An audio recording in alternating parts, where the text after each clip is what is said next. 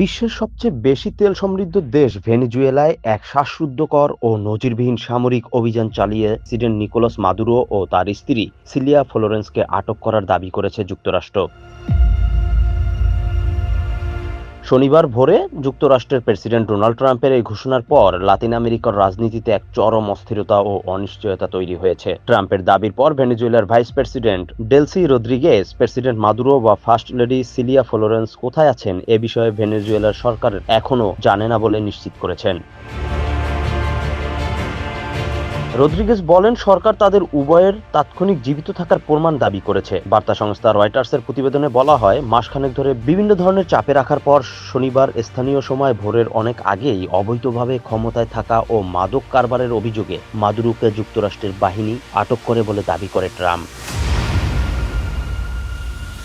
President Donald ট্রাম্পের দাবি অনুযায়ী মাদুরোকে বন্দী করে ভেনেজুয়েলার বাইরে উড়িয়ে নিয়ে যাওয়া হয়েছে। ভেনেজুয়েলায় জাতীয় জরুরি অবস্থা জারি করা হয়েছে। ভেনেজুয়েলা সরকার একে সাম্রাজ্যবাদী আগ্রাসন হিসেবে অভিহিত করে মাদুরোর দম্পতির প্রাণের নিরাপত্তা ও প্রমাণের দাবি জানিয়েছে। যুক্তরাষ্ট্রের পররাষ্ট্রমন্ত্রী মার্কো রুবিও জানিয়েছে, মাদুরোকে যুক্তরাষ্ট্রে এনে অপরাধমূলক কর্মকাণ্ডের জন্য বিচারের মুখোমুখি করা হবে।